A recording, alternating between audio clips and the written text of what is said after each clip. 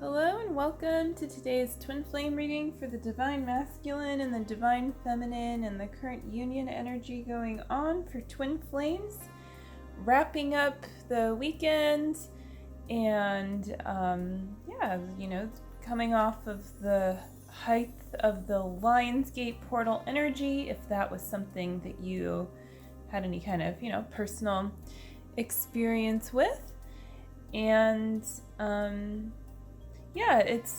it's good to maybe reflect on if there was something that you were hoping to receive from 8/8, if it's something that you actually were thinking something was going to happen, because you can already give that to yourself at any time, whatever that thing is, whether it's going deeper in your twin flame relationship, or having an epiphany, or, you thought you would have a really fun and happy day and you were in a different mood, or whatever it could be. Just look at that. And on the other hand, what did you receive from this day? Perhaps you maybe it was the one day that you did spend with your twin flame, this whole year, or whatever it could be.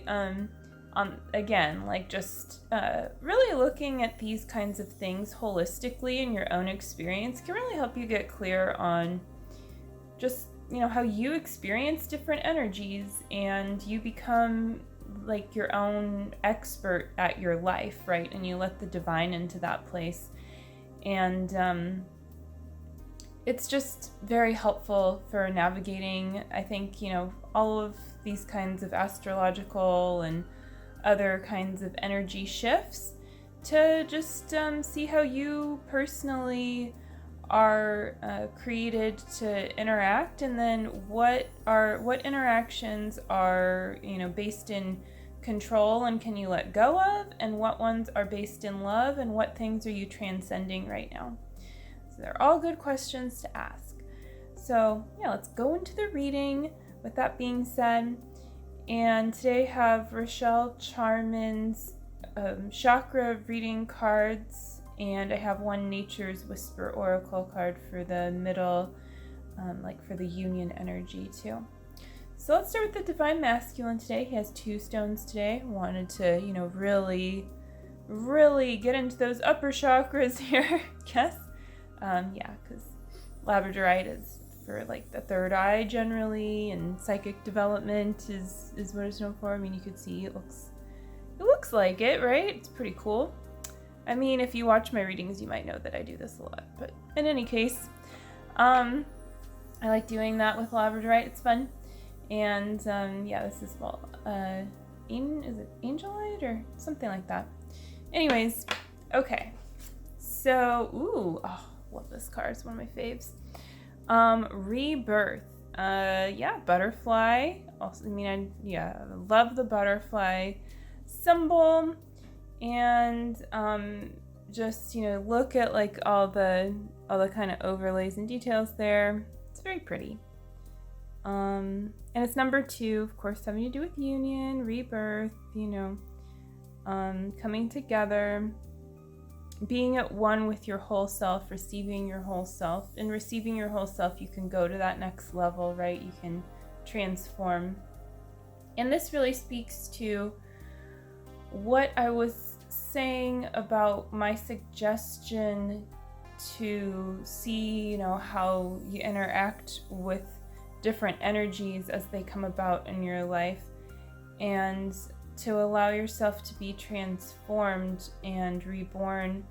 And a part of this ability is in your willingness to surrender to who you truly are, and in your willingness to be inner, to be introspective, and to be willing to change and to make new choices. And this is what causes your rebirth. And so this is an indicator for the divine masculine that in some area of your life you're making a new choice, or a continuation of a choice that you've already made that is a new choice, if that makes sense. well, I choose love, only loving relationships. You might choose that, but then you might have thought that you had a loving relationship, with someone in your family.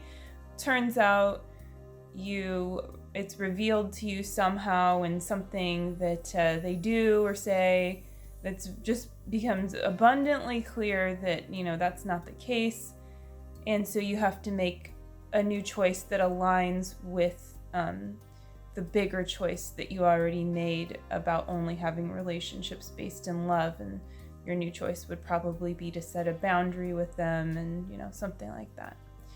So whatever's coming up for you, it's just safe to step into your new reality and know that yes, things do fall away when that happens, and that is a natural process, for that to happen, for something to feel like it's just kind of vibing out of your reality. And I feel like this is not just for the divine masculine, but also for the divine feminine too, like a very similar kind of a really similar kind of experience in this case. So let's see what the divine feminine's card is, because I'm very curious. Determination. Cool. So we have rebirth, and this is both like definitely animal metaphors for what I want to say, like really withstanding the test. Like there's a great deal of determination in both of these pictures of the transformation, and the divine masculines feels more passive to me. I mean, this is a very active card. So, and the card for yesterday for the divine feminine was very action oriented. The moon card was something like take action or something about action, and it was Aries. Whereas the divine masculine's card was something about releasing negativity. And so that is a more, it's like a more passive thing to do. And there is kind of a sense of release to, this rebirth, and there's definitely a sense of action to this card. But that underlying kind of like transformation, hero's journey, getting like coming full circle, and definitely harmonizing in some areas of your life, and at your core essentially is a theme here. So let's go further into it with the union energy and see, like how it all really fits together here. So yeah, this is the Nature's Whispers card. I put it on top, so we'll just draw it first. It says clear out the old, and that really speaks to, the theme for the divine masculine of releasing negativity and the rebirth, determination, and clearing out the old. It makes me feel like the theme for both is kind of centered around the same thing, but again, more action right now for the feminine. And it doesn't necessarily mean, you're like, kicking a ball around or doing something that's like physical action. It could be that you're really like doing things and taking charge. But just the energy of what you're doing, like you might be taking like little steps and just more active in the ways that you're clearing out stuff, like being very present kind of in your interpersonal world, like with other people, maybe more with social media, things like that, and kind of clearing as you go in your personal world while also cultivating more there. Whereas the divine masculine might be more like inner, and approaching it from like really releasing deeply within. So yeah, that's what I'm getting from this. And, that image is just really, really cool. And of course, it doesn't mean that the divine feminine is not going deep within and releasing too, but it's like you could see how the process is unique at this time, and the energy is always shifting, so you can see how that feels for you in your personal journey. And then inner strength is the last card, and this is it's interesting. We have 2 solar plexus cards here, and the whole Lionsgate thing is very much centered around that kind of energy, and with Leo season 2. And it really is there's something here about really owning your personal power, and how the divine masculine is approaching that in kind of a new way for him, and the divine feminine is approaching that in a new way for her. And so I feel that that's why this whole action thing is coming up for the divine feminine, and this like more passive energy is coming up for the divine masculine, like kind of a self-discovery in kind of a new approach to your own spiritual development, and just like being able to go deeper. If you've learned the mirror exercise already, for instance, and like you start doing it, and I mean I do it very often, like definitely every day on some level, and more often than that, but anyways, when you first learn, whether it's like a bigger kind of all-encompassing thing like the mirror exercise, or something that's more, I guess, nuanced, for your spiritual journey, then suddenly you can really make a lot of headway, because there's a bunch of stuff you can clear out. It's like getting the perfect tool to do the thing that you needed to do, and it was taking you 10 different tools before to figure out how to do it, and it was okay and kind of fun to figure that out, but now you have the one. And so there's something here that's just clicking for you. And so your inner strength is really coming through, and your strength reserves are able to replenish themselves, because you're utilizing all of your inner strength, but you're also seeing it returned to you.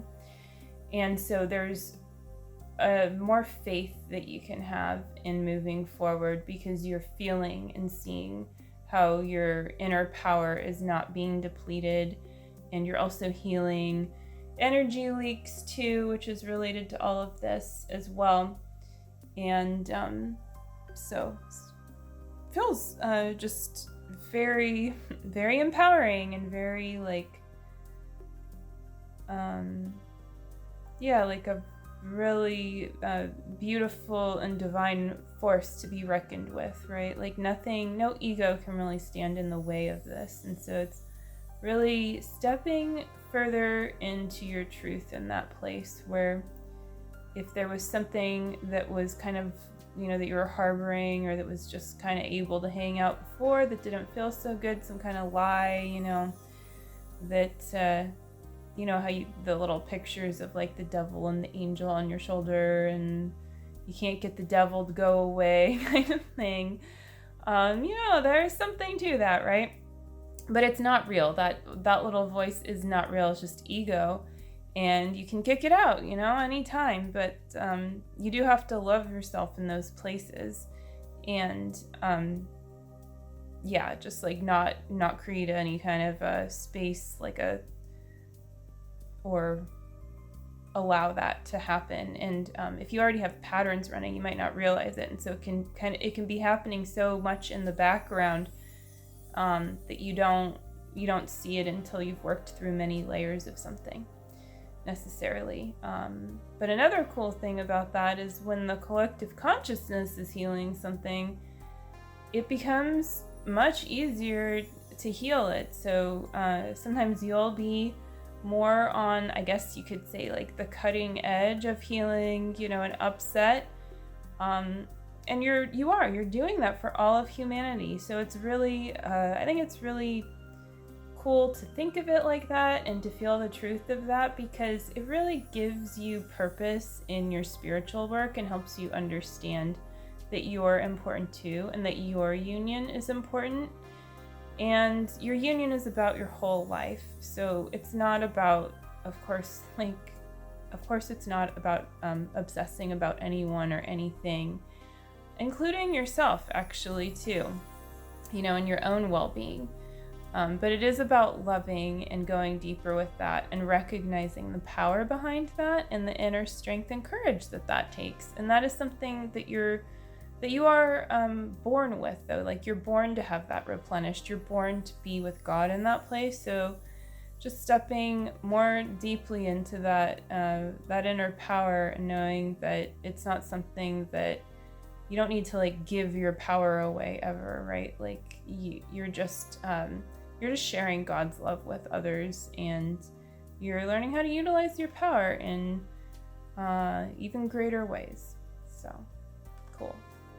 That's gonna do it for today's reading. And check out the links below. I have links to introductory sessions down there, readings, and the book, Twin Flames, Finding Your Ultimate Lover. There's a whole chapter on the mirror exercise there. Oh, don't blow out, little flame. Keep going. Keep going. We'll see. I better hurry up. Yeah, and subscribe to my channel if you haven't yet. Highly suggest doing that, and I love seeing new subscribers. Yeah, whether I can like see who it is that's subscribing or if you're anonymous, it's always a good thing. And then you get notifications when my next readings are coming out too. So yes, have a wonderful week ahead. Take care. Love you. Bye.